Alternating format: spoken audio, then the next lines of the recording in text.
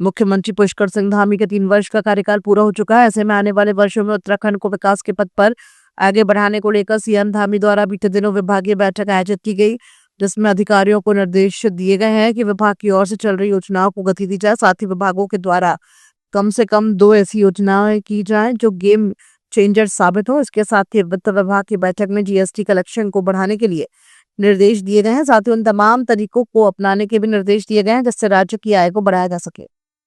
उन जो विभाग के द्वारा जो प्रस्ताव तैयार किए गए थे उनकी समीक्षा बैठक आयोजित की गई थी ताकि जो प्रस्ताव विभागों के द्वारा तैयार किए गए हैं उनको धरातल पर उतारा जा सके। जैसे आज वित्त विभाग की बैठक उन्होंने लिया था, तो वित्त के जो जीएसटी कलेक्शन है या जो स्टेट जीएसटी का कलेक्शन है उसको बढ़ाने के निर्देश दिए वित्त विभाग से संबंधित। तो साथ ही साथ उन्होंने कहा कि राज्य की आय के स्रोत बढ़ाने के अगर कोई अन्य माध्यम हैं तो उन पर भी विचार किया जाए ताकि राज्य की आय को बढ़ाया जा सके। वैसे ही पशुपालन विभाग आज उन्होंने बैठक लिया था कि कैसे किसानों के लिए हम इसको लाभकारी बनाएं, जो सब्सिडी है उनको तुरंत मिले।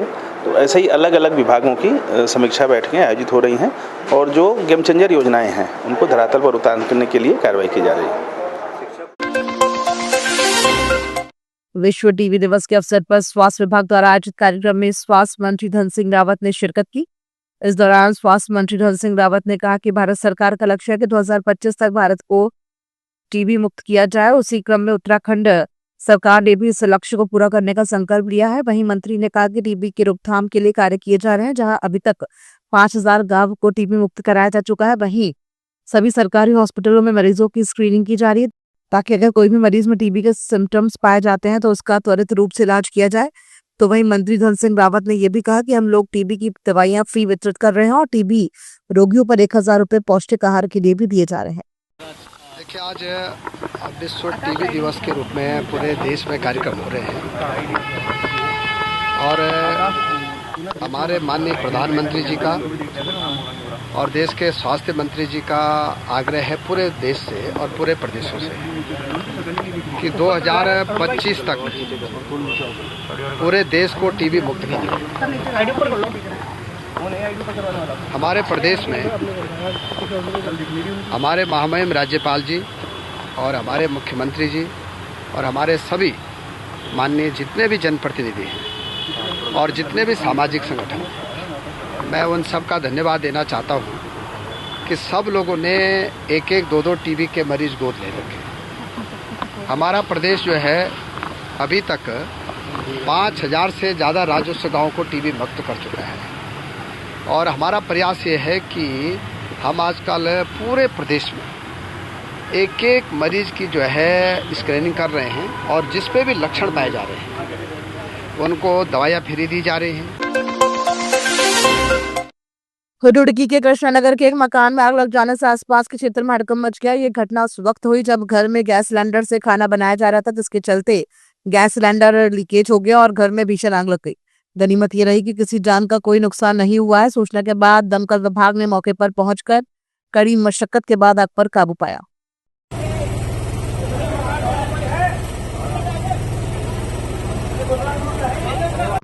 ये हमें एमडीटी मोबाइल डाटा टर्मिनल्स के माध्यम से सूचना मिली थी कि गली नंबर 12 में आग लगी है। तो हम लोग तत्काल पहुंचे, सिलेंडर के फटने की सूचना थी हमें, लेकिन हम लोग मौके पे आए तो इसमें 2 सिलेंडर रखे थे। बहुत जोखिमपूर्ण था क्योंकि ये सिलेंडर यदि फटते तो शायद पूरा मकान को चपेट ले लेता, लेकिन हम लोगों ने जितना हो सके अपना जो है 100% देने की कोशिश की, जिससे 2 सिलेंडर फटने से बचा लिए। और देखो, नुकसान तो घर में आग लगी है तो निश्चित होता है, इनका किचन का सामान, घर का सामान, दीवारें वगैरह भी टूट गई है, लेकिन कोई जनहानि नहीं हुई। और हमारी इंस्पेक्टर साहब प्रवीण निक्षय महोदय मंगलौर गंगनेर भी मौके पहुंच गए थे पूरी टीम के साथ, तो कोई जनहानि नहीं। हाल ही में मसूरी विधायक और कैबिनेट मंत्री गणेश जोशी द्वारा मोतीलाल नेहरू मार्ग के पुनर्निर्माण शिलान्यास किया था, जिसके बाद स्थानीय लोगों द्वारा कार्य की गुणवत्ता पर सवाल उठाया गया और उसकी सूचना कैबिनेट मंत्री को दी गई, जिसके बाद आज स्थानीय लोगों और लोक निर्माण विभाग के अधिकारियों द्वारा मार्ग का निरीक्षण किया गया और संबंधित ठेकेदार को कार्य की गुणवत्ता पर विशेष ध्यान देने की बात कही गई। 4 किलोमीटर लंबे इस मार्ग पर 2 करोड़ 70 लाख रुपए की लागत से कार्य किया जाना है। नगर पालिका अध्यक्ष मीरा सकलानी ने कहा कि कुछ लोगों द्वारा शिकायत की गई थी कि कार्य गुणवत्ता से नहीं हो रहा है, लेकिन आज जब अधिकारियों के साथ नौकरी का निरीक्षण किया गया तो कार्य से सभी संतुष्ट हैं। इसमें हम 3 दिन से मैं देख रही हूँ यहाँ पर रोड बन रही थी, परंतु ये रोड के नाम पे बिल्कुल इन्होंने कच्चा काम कर रखा था। परसों हमने यहाँ पर हल्ला मचाया, यहाँ पर बजरी हम लोगों ने, मेरे साथ बहुत सारे लोग आए थे, हमने हाथ से निकाल दी, जबकि तारकोल वाली रोड से बजरी निकलनी नहीं चाहिए। ऐसे ऐसे इन्होंने घोटाला कर रखा था। फिर कल हमने यहाँ पर शोर मचाया और यहाँ पर ये आज इनके अधिकारी आए हैं और इन्होंने बताया कि हम इसको अच्छी तरह से करेंगे, क्योंकि बीच बीच में इन्होंने बहुत जगह पे माल डाला ही नहीं था प्रॉपर ढंग से। कल लोगों ने कुछ लोग यहाँ पे आए थे, हमारी वार्ड मेंबर भी साथ में थी, और मुझे लगता है वो पहली ही लेयर सड़क की पड़ी थी और उन्होंने पाँव से हटाया, और गरम गरम मसाला भी था वो निकल गया। मुझे लगता है कि किसी भी काम का विरोध करने से पहले हमको उसकी तहकीकात में जाना चाहिए, चीज़ों को सही तरीके से समझना चाहिए। और जब वो मामला सामने आया तो आज हम अधिकारियों को लेकर के यहाँ पे आए हैं। आज चीज़ वार्ड मेंबर भी हमारी साथ में है। आज जब अधिकारियों ने सारी चीज़ें सामने रखी है तो आज वो भी संतुष्ट है, हम लोग भी संतुष्ट है। काम एक बार कंप्लीट होने दीजिए। अगर कहीं भी किसी तरीके की भी धांधली पाई जाती है तो हम लोग उसका विरोध करेंगे, चाहे हमको सरकार के ही खिलाफ क्यों ना जाना पड़े। ये शंका कारण था, कार्य करने में अभी विजिट किया गया है तो जो कार्य हुआ है 2 लेयर के बाद अच्छा कार्य हुआ है, और जो प्रथम लेयर में भी जो कार्य हो रहा है वो ठीक है। कहीं कहीं पर जहाँ पर चैम्बर हैं, सीवर लाइन के चैम्बर हैं, उनको ऊपर उठाया जाना है और इसलिए वहाँ पर थोड़ा सा मिसमैच है।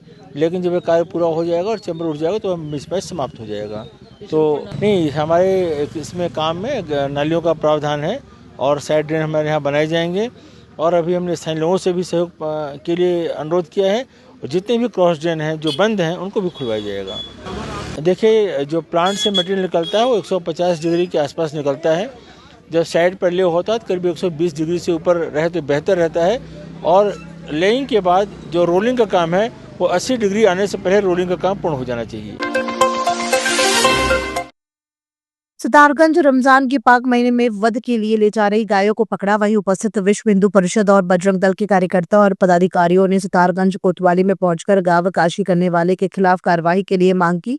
विश्व हिंदू परिषद से अजय भगत ने कहा कि रमजान के पाक महीने में इस तरीके से गाय को ले जाने का मामला सामने आया है, जो कि गलत है।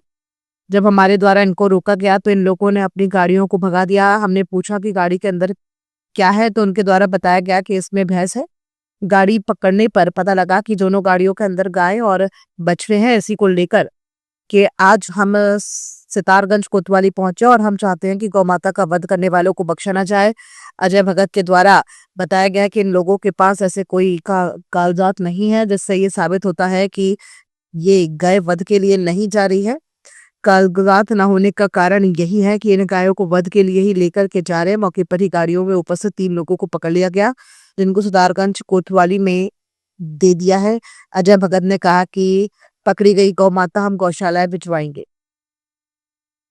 इन 2 गाड़ियों के नंबर किसी ने हमें दिए थे और हम कल रात से सारे लोग लगे हुए हैं। तो एक तो ये शिवम द्वारा और दूसरी राहुल द्वारा, इन दोनों लोगों ने, जिसकी ड्यूटी जहाँ थी उस माध्यम से इन लोगों ने पकड़ लिया।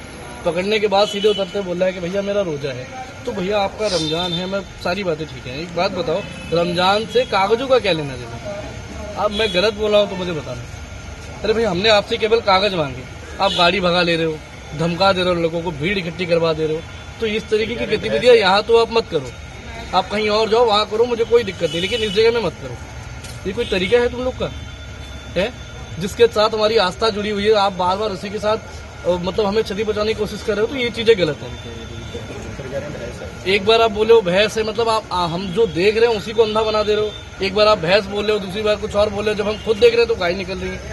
तो ये सब गलत है। मैं आपके न्यूज चैनल के माध्यम से इन सभी को चेतावनी देना चाहूंगा, ये सारी चीजें बंद कर दो।